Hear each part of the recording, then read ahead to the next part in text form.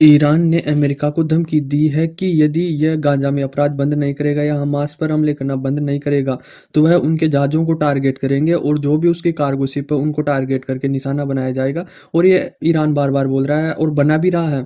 जैसे लाल सागर हो गया, भूमध्य सागर हो गया, उसमें लगातार ये टारगेट कर रहा है जो इज़राइल में जा रहे हैं, कोई कार्गो शिप या अमेरिका की है या उनके आस-पास के जो भी क्षेत्र हैं, जो भी देश हैं, वहाँ पर जा रहे हैं, तो उनको लगातार टारगेट कर रहे हैं और उन पर हमला कर रहे हैं।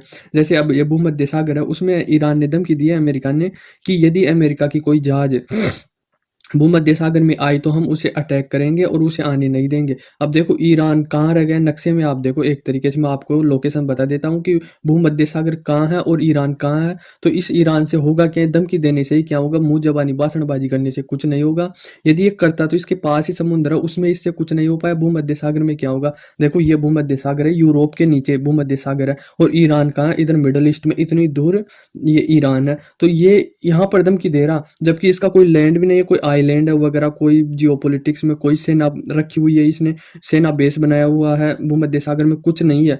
उसके बाद भी ये अमेरिका को धमकी दे रहा है, उसको टारगेट कर रहा है कि यदि भूमध्य सागर में अमेरिका की कोई कार्गो शिप या जहाज आई तो उसको हम टारगेट करेंगे, उसको हम हमले करेंगे। तो देखो ये लाल सागर में तो मान लिया भाई, लाल सागर में तो ये मिडल ईस्ट का मामला है और वो कर देते हैं। जैसे हुती रिबल्स हो गए और इसके कई आतंकवादी संगठन है जो ईरान के कहने पर चलते हैं और वो ईरान के कहने पर एक कार्गो शिप पर हमला कर देते हैं। पर भूमध्य सागर में कहाँ ईरान की चलेगी, पूरा यूरोप के नीचे भूमध्य सागर है और उसमें ये धमकी दे रहा, मतलब सोच तो लिया करो कहाँ पर क्या बोल रहे हो। मतलब स्टेटमेंट देते हैं वो ऐसे ही बोल देते हो क्या, कुछ सोच समझ के बोला करो, कुछ आइडिया लगाया करो भाई, ये हमारे पास है और ये हमारी परमिशन लेकर ही गुजरेगा, तो यहाँ पर हम धमकी दे सकते हैं अमेरिका को। अब तुम्हारा लेना देना ही नहीं है कुछ, भूमध्य सागर में तुम्हारे से इतनी मीलों दूर है, वो अमेरिका तुम्हारे घर में आके तुम्हें मार जाता, तुम हुआ नहीं बोल सकते हो। देखो ईरान हमारा दोस्त है, पर दोस्त एक अलग जगह है और ये भाषणबाजी करते हैं वो एक अलग जगह है। मतलब भाषणबाजी अलग ही लेवल की चल रही है, हम अमेरिका को वैसे कर देंगे, भूमध्य सागर में कर देंगे। भाई उसकी पावर भी देखो, आपकी लोकेशन भी देखो कहाँ पर, नहीं ऐसे ही कर देते हैं।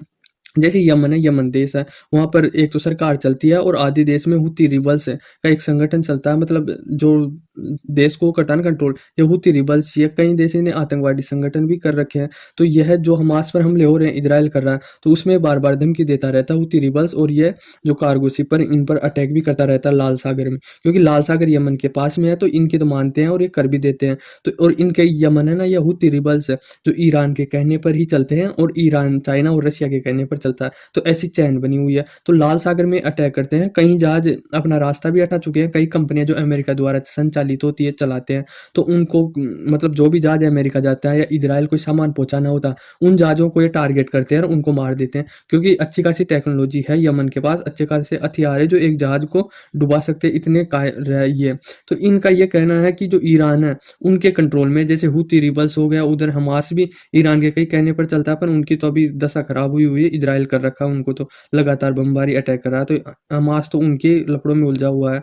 तो यह इनको सुलझाने के बाद कई संगठन है, जैसे इस्लामी देश है ना, उसमें कई संगठन है जो इसके कहने पर चलते हैं, ईरान के कहने पर चलते हैं। तो यही कहना, इजराइल का यह कहना है कि जो आप हमास में बमबारी कर रहे हैं उनको रोकिए। अब ये नहीं रोक रहे हैं। ईरान का यह भी कहना है कि कहीं आबादी, कहीं घर छोड़ चुके हैं। देखो सरकारी रिपोर्ट है, जो वहाँ की एक एक्चुअली रिपोर्ट है ना, उसके अनुसार जो हमास के और फिलिस्तीन के लोग हैं वह 20,000 से ज़्यादा मारे जा चुके हैं, और जो 90% आबादी है ना, हमास की गांजा में रहते थे, वह 90% लोग वहाँ के घर छोड़ चुके हैं। तो ये एक गलत हो रहा है वैसे देखे जाए तो। भाई इजराइल बहुत बुरी तरीके से मार रहा है, ना छोटा देख रहा है, ना बड़ा आतंकवादी देख रहा है, ना मासूम। ये सबको पता है, हॉस्पिटल हो, स्कूल हो, सब पर हमला कर रहा है, क्योंकि जो आतंकवादी है वो भी इनमें ही जाके छुपते हैं। जब बमबारी ऊपर से गिरते हैं तो कहीं स्कूल बाई स्कूल पर नहीं करेगा इजराइल अटैक, तो वह अब ये सबको ही टारगेट करने लगा है। तो ये व्हाइट हाउस का भी कहना है, अमेरिका का, भाई जो लाल सागर है उसमें अपराध बहुत ज़्यादा बढ़ गए हैं, और अमेरिका तो 2-5 देश है यूरोप के,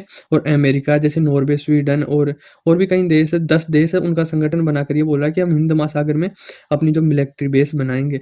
तो ये मतलब छोटे-छोटे देश है, मेन तो उसमें अमेरिका ही है, और अमेरिका भारत के भी पीछे पड़ रहा है, क्योंकि भारत, अमेरिका जानता है कि भारत की बहुत ताकतवर है, इस हिंद महासागर में बहुत ताकतवर नेवी है, तो उसके साथ मिलेंगे तो ये छोटे-मोटे आतंकवादी जो भी हमले होंगे, उनको हम रोका जा सकता है। जैसे हमारे भारत के ऊपर ही अभी अटैक हो गया था भारत के 2 सिप आ रहे थे भारत की तरफ, वहाँ पर अटैक कर दिया ड्रोन के द्वारा। तो ड्रोन के द्वारा हमला किया तो अमेरिका ने डायरेक्ट इल्ज़ाम ईरान पर लगाए हैं और बोले हैं कि ये ईरान के जो वो ड्रोन थे उसके द्वारा अटैक किया गया है और अटैक करने के बाद में ये दोबारा लौट गया।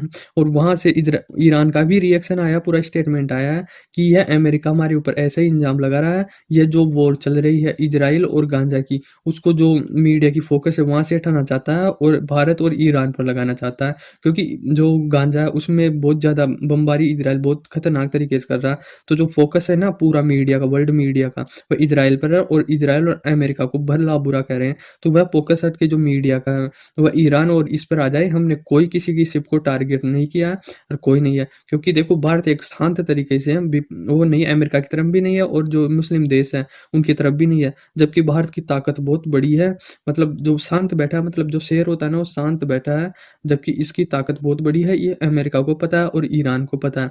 अब भारत का यही रिएक्शन है कि हम जाँच-पड़ताल चल रही है, जाँच-पड़ताल के बाद में पता चलेगा कि कौन ने हम पर अटैक करवाया और कौन ने नहीं करवाया। तो ये ऐसा है कि जो ईरान है, वह अमेरिका को धमकी देता है, भाई ऐसा मत किया करो, आपकी धमकियों को भी सीरियस नहीं लिया जाएगा। यदि आपके पास कुछ नहीं है ना दम, ना आपकी आर्मी में, ना इकोनॉमी में, नहीं जहाँ आप धमकी दे रहे हो, वहाँ आपका कुछ लेना-देना है, ना नेवी जो एयरफोर्स के बेस बने हुए, ऐसे ही उठ के आप धमकी दे दोगे ना, तो आपको सीरियस दुनिया भी नहीं लेंगे और आपके देशवासी भी नहीं लेंगे। हमें किसी से मतलब नहीं है, ना तो ईरान से है, ना अमेरिका से है। पर आई होप आपको समझ में आया होगा। धन्यवाद।